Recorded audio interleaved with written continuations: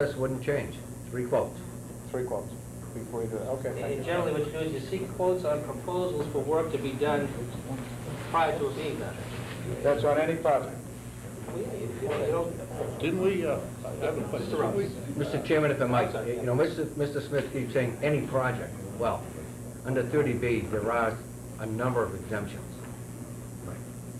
This doesn't happen to be one of them.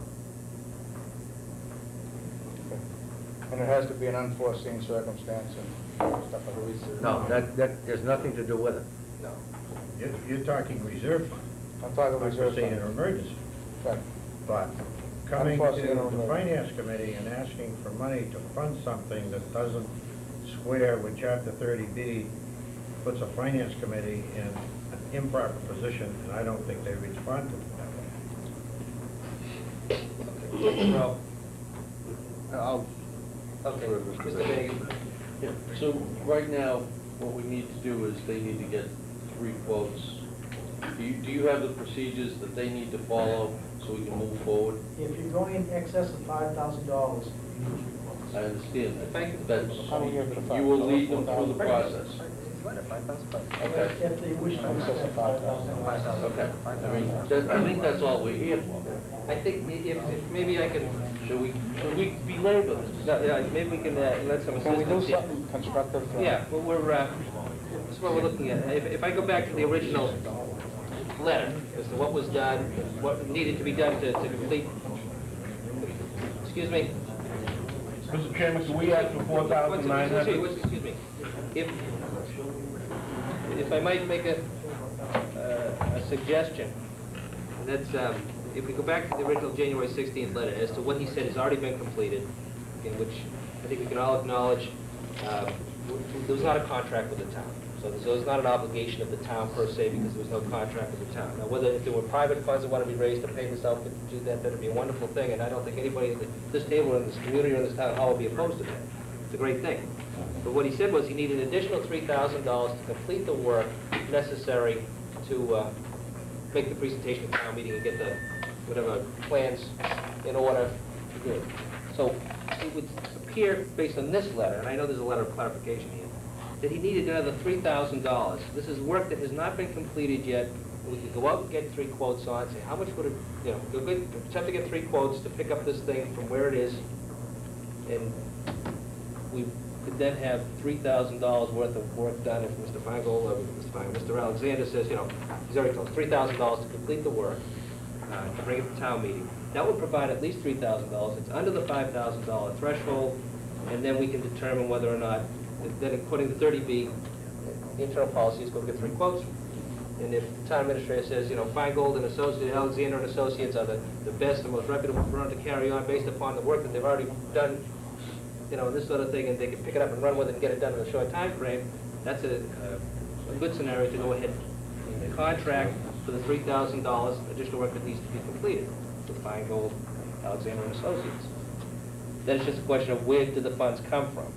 The funds, you know, if finance director and the chairman of the finance committee and the town administrator back and find out that, you know, it can be utilized and the funds are available, you know, then, you know, personally I have a problem going back to 1994 and reaching back in, but I also know that the work needs to be completed. The police station building committee has put in an awful lot of time and effort, and yeoman's work with the assistance of this outfit to get us to the point where we're at, which is terrific. So that we do have a, what appears to be a viable project at the current site for consideration. You know, then we could maybe utilize $3,000 of that. It's legitimate. And there are all the laws and rules and regulations. But that's just my idea at this point. Mr. Young. Thank you, Mr. Chairman. Prior to this meeting, I was prepared to come in with the recommendation of $3,000, but we received a letter now that it was a $5,000 proposal, and the $5,000 proposal could not work under 30B at this point. But if you want to go for $3,000, as stated, we can do that. Well, the town administrator can contact Mr. Alexander. Mr. Younger, they put in a request for $4,999.99. Did they fall within the criteria of the law? I think if it was looked upon by an auditor, they were trying to avoid the public bidding wars. And the other thing is, in relation to what was originally put down, and based upon what I've seen in front of me in the way of plans, some of what's being proposed to be put forth here for this $5,000 has already been done. It's already been completed. You know, so it's questionable as to whether or not you're contracting for additional work that needs to be done to complete the effort. Sergeant Jones.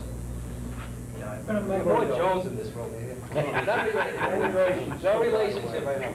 I've been a member from the committee since '96, and I can assure you that when we met Dan Riccatelli from Feingold and Alexander, on the first meeting when he was introduced to us, he stated he was there pro bono. The drawings that he showed us were sketches done by a magic marker to the existing building.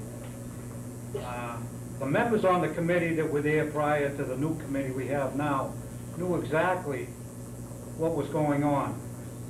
On the second meeting with Riccatelli, he apologized for that letter that everybody's passing around, and he stated he was still there pro bono. Now, with the info we got and the drawings we've done, the changes we made, and the different people we have on our committee,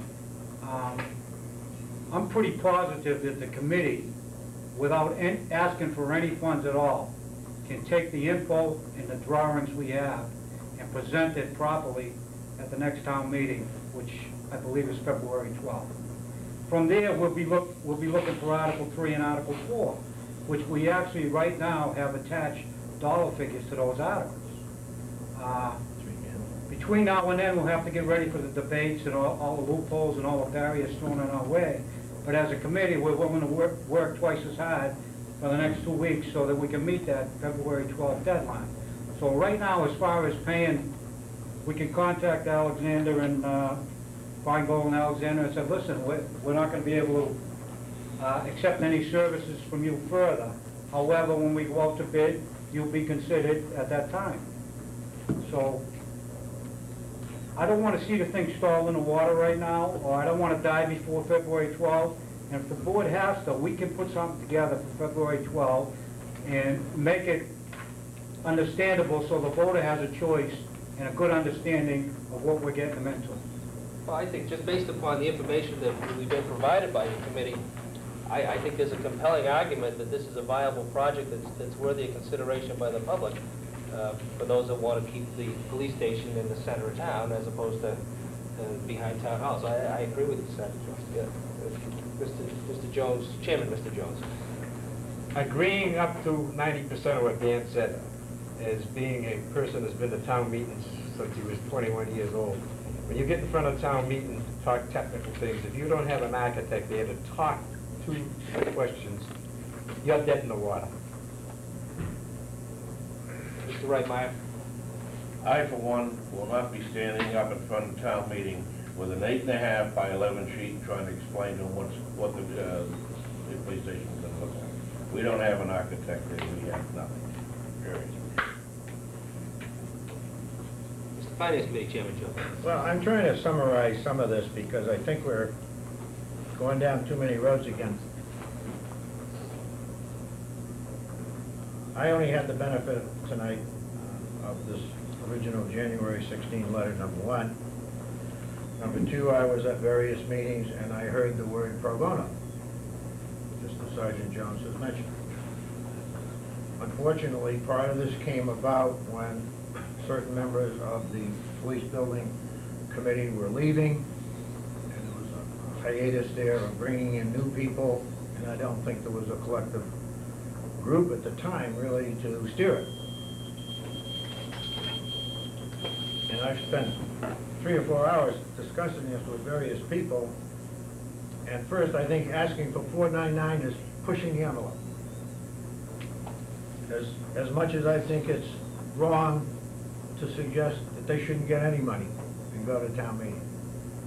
So reading that letter where up to a certain date was pro bono, and that only $3,000 remained to finish and complete the work, plus expenses reimbursable, my only comment was, 3's fine, I would like that reimbursable expense cap so I know what it is, because that can grow. And that was my offering to the town administrator as a reasonable resolution to this dilemma caused by people who were present and suffered by people who were absent. And I'd like to see this thing moved on. Selectmen somehow, with the approval of the town administrator, approved the 3,000 plus a capped expense. Give it to the police building committee and let's move forward. Thank you. Mr. Rowe? Mr. Chairman, I agree. I don't think we're gonna go any place with this tonight, but I would make a motion that we authorize the town administrator or whoever to give the committee $3,000 to go as far as they can with it. And if there's other ways that they can come back in the meantime, somehow or other, that's fine. But for right now, I move that we appropriate or transfer or whatever it is, $3,000 to the committee. Second. For clarity, Mr. Chair, Yes, for clarity, Mr. could Jones. I suggest plus a capped expense amount? So we are within the 4 square corners of where we have to be? I would think that would make sense as a friendly amendment, because the suggestion was, according to the first letter that was sent, that it's $3,000 plus additional reimbursable expenses for printing. So whatever the printing cost, we would just get. Are you waving to me, Mr.? No, I'm just, Are you waving? no, I'm not waving at you, no, I want to say something if I Oh, can. you do, okay. I think, one of the things that needs to be absolutely concretely understood is that this firm has done some work pro bono. And to go the next step, they're gonna charge us. And because they've done all this work pro bono, it makes sense to do this work and pay them for it. Even though it may not be in line with, town policy, but it is within the legal limits of the law. Well, it isn't, because I can't quote the laws, but I know that there are certain restrictions on what you can do pro bono to get your foot in the door, and then all of a sudden you've got the client at a point in time where they have no other way to go. And I'm not saying we're at that stage for the game, No. because we're not, by any We're means. not even there. But the thing is, there's a perception here at times that, things aren't done according to Hoyle, and as a result, everybody starts pointing the finger at one another, and that seems to be the MO around here these days. Well, that's We're why getting I out of wanted to this make stuff. that statement. Right, so there's no doubt about it. Feingold and Alexander has done a tremendous service to the community on a pro bono basis. They're looking for, depending on which letter you're looking at, but going with this one here so that it can be under the 30B regulations, to get us to town meeting. After that point, it's all out for bid anyway, because I would hope the town meeting, and again, we'll talk about this Monday night under the informational hearing, that the town meeting would go for the schematic designs for this particular proposal, so we'll have a very, very clear understanding what the cost and exposure is going to be. We have an idea now. Mr. Chairman, Yes, sir, Mr. Jones. clarify what George said. Did he say there's a way to do it? It appears as though there may be a way to do it, and Mr. Rose made a motion to authorize the town administrator to go up to $3,000 plus capped expenses, and finding a methodology to accomplish that. $3,000 plus? Capped expenses, as they pointed out there, January 16th, for printing, reimbursable expenses for printing. The capped expenses But we- shouldn't be another 3. No, but we wanted it capped. I don't imagine the printing cost is going to be extraordinary. So, I think what I'm asking then is, are you telling me my motion is for more than 3,000? No, it's a capped expense. Well, it's the 3,000 plus reimbursable expenses for printing. No, that's what they want. It's capped Okay. expenses, so it's So probably it's 3,000 plus the cost of whatever 3,000 printing, plus. plus the printing costs that they incur. Okay.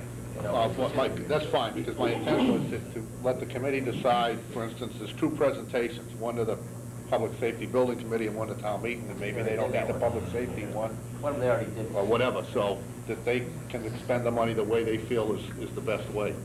But it's through, One other question. Tomorrow morning, I have to call Feingold and Alexander and let them know, do I have money or I don't? As of this minute, they think I don't have dime one in my pocket, which I don't.